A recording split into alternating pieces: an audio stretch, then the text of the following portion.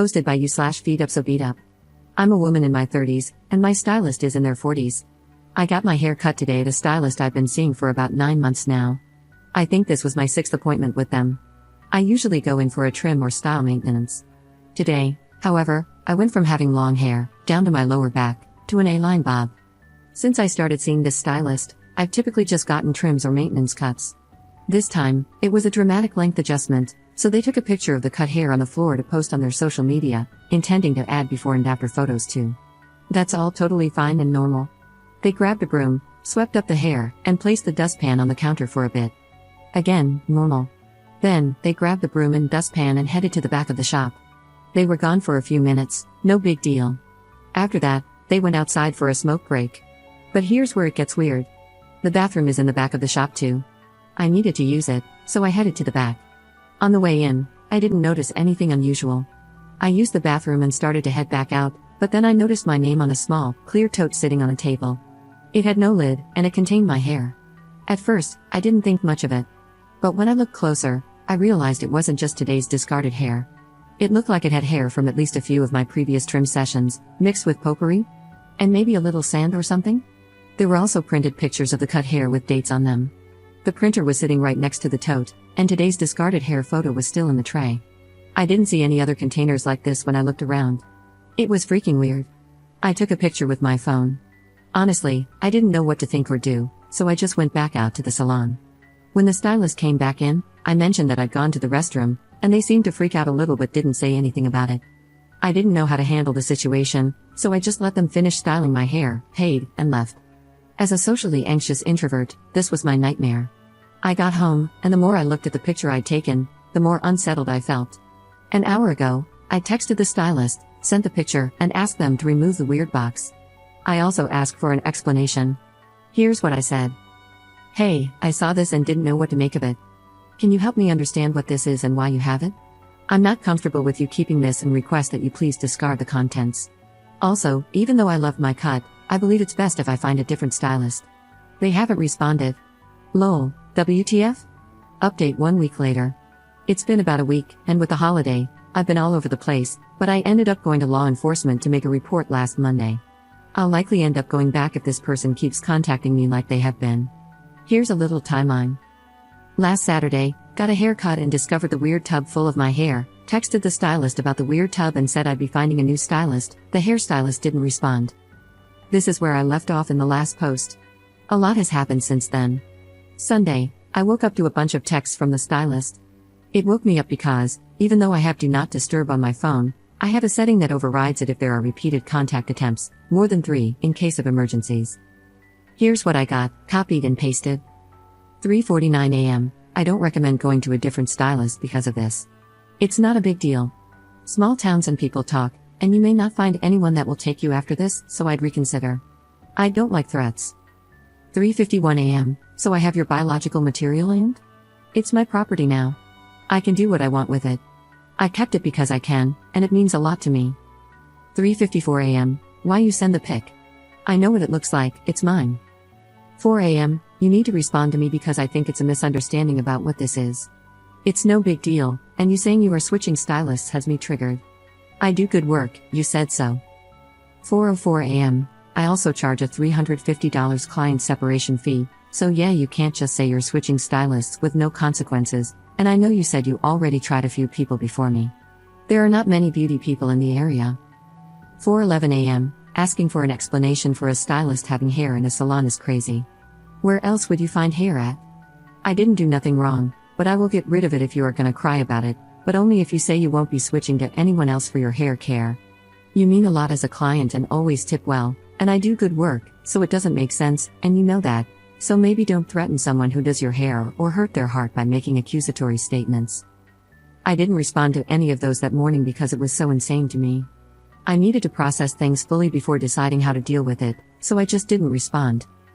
Sunday afternoon, I started getting phone calls. This person called me 14 times that afternoon.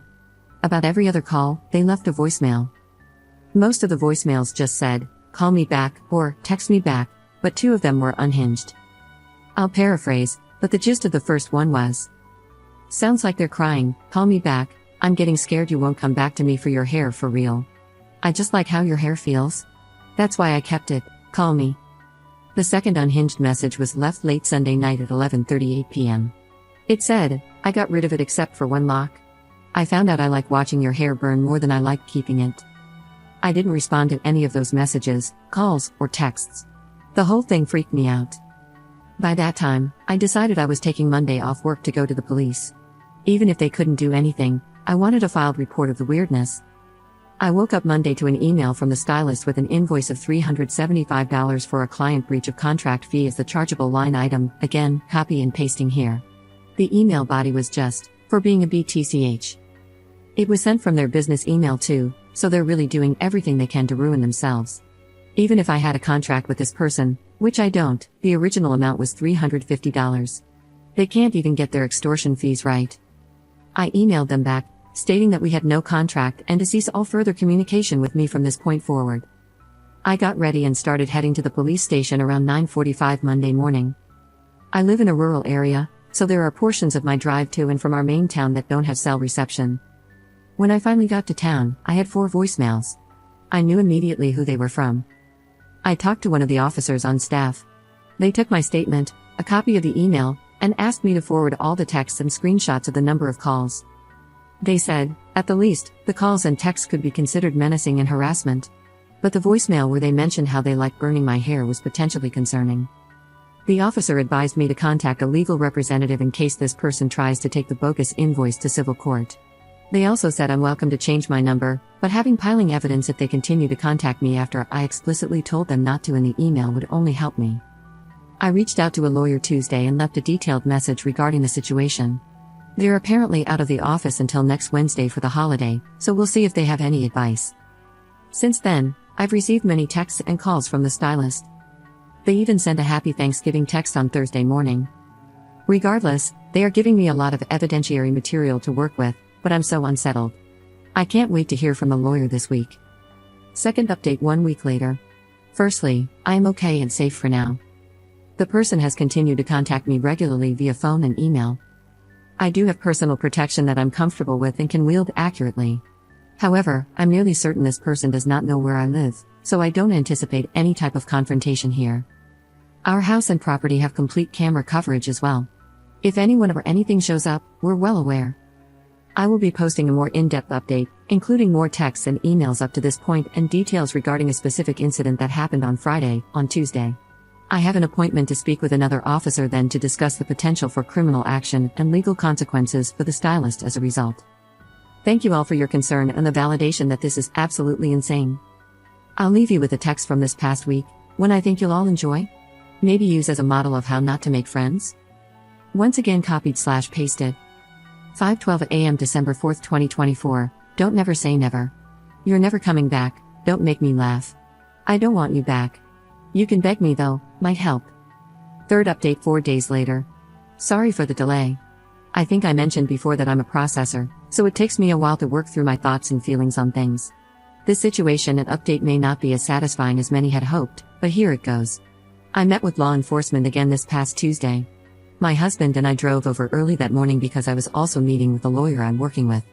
Aside from the near constant texts, calls, and emails, I wanted to pursue legal action for a specific issue. Allegedly, the stylist had tried to have my credit card canceled. Apparently, they used the last 4 digits of my card, called the customer service line for the card, and attempted to cancel it. I got a call from the fraud department shortly after this person made the attempt. They were trying to verify if I actually wanted to close my account and dissolve my credit line with them. To be clear, the stylist was not successful in their alleged attempt. They couldn't provide the basic information needed for such actions, like my actual last name, it's unusual, and they gave a name that was almost similar, date of birth, address, etc. Apparently, they thought they could accomplish this with just my name, phone number, and the last 4 digits of the card number. I didn't cancel the card but did request a new one for obvious reasons. I had no clue why they would want to cancel my card. To inconvenience me? Yep, that's exactly why, allegedly.